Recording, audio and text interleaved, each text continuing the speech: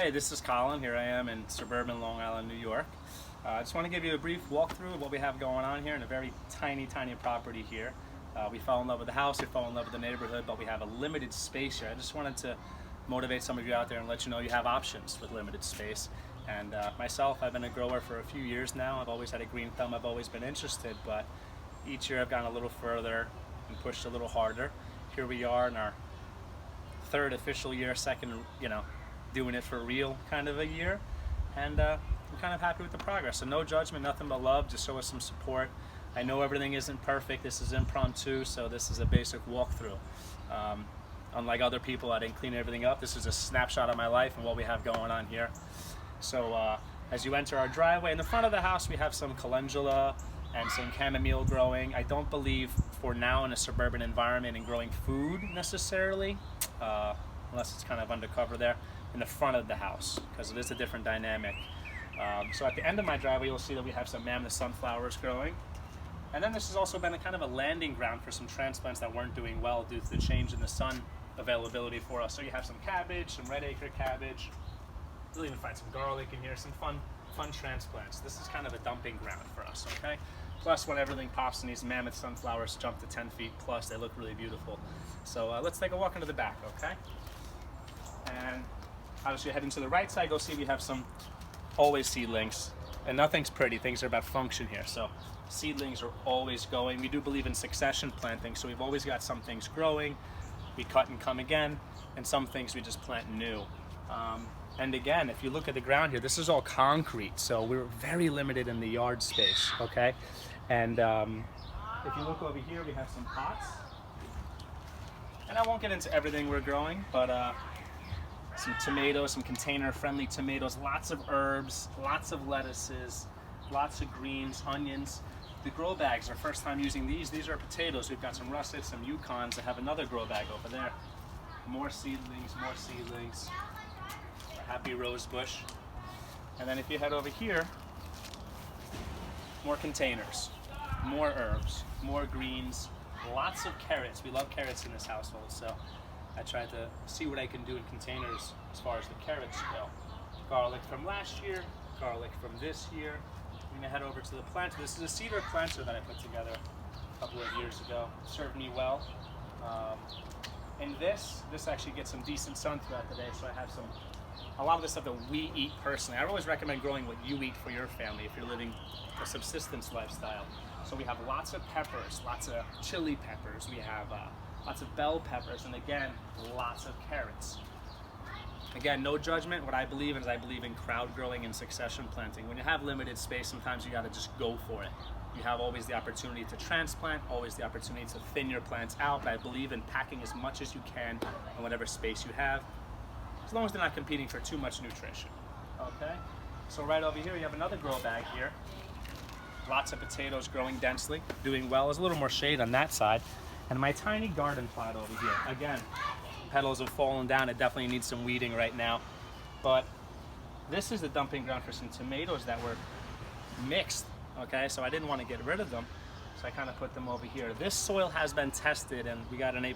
We had pretty much a perfect rating on our soil. It took 3 years to build. We have a lot of sand, a lot of clay here in Long Island, so I had to amend that, okay? And we're finally getting to the point where the organic matter and the compost is really helping. So right this way. And again, lots of tomatoes. We love tomatoes. Beans, some of those have fallen over. That's something we could definitely fix in the future. I've learned my lesson with that, how to trellis things a little better. On the back over here, some of these wilted looking plants are actually some of our transplants because we had a change in our sun availability, so we had to put the shaded things on the left-hand side. Again, bordering the property, which makes a nice natural fencing. You have some more mammoth sunflowers, and as you head into the shade, you have some red acre cabbage, regular cabbage, Brussels sprouts, cauliflower, things like that. Right over here, down on the ground over here, we have over here some toys. I have a 2-year-old, so he likes the garden, and we love making this a family venture. So my 2-year-old loves nothing more than spending time with his father and his mother out in the garden and helping out and getting involved, and I think it's a healthy, happy hobby for him. Random wildflowers, because we love pollinators. We want to try to encourage them to come into the area. wildflowers. Again, this is a dollar store packets, cheap. We just wanted to bring more pollinators into the area. Right over here we have another area that's more shaded throughout the day. This is something I'm still working on, building the soil up. We have some fig trees, some broccoli, and some other things. And then some sprawling type stuff that's going to need more space, like your butternut squash and things of that nature over here. This area was once concrete. I don't want to get the birds yet.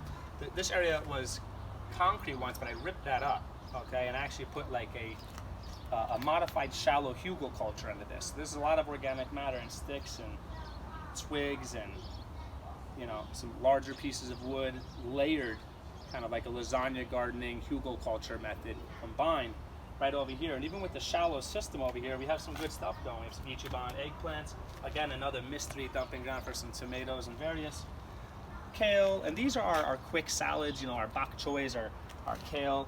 We have a little okra growing over here. Collard greens have not popped because we harvested those, so we're doing our second planting of those. Over here we have a couple of small pots, some strawberries, blueberries and blackberries, which have not come up yet. We have some raspberries in the front of the house as well, which is our first time working with fruit. And last but not least, I think what really brings everything together and turns us more from a local, you know, mini farm, if you will, to a more of a homestead type of thing, and really completes the system as far as the compost and the whole system in general is the chickens. Okay.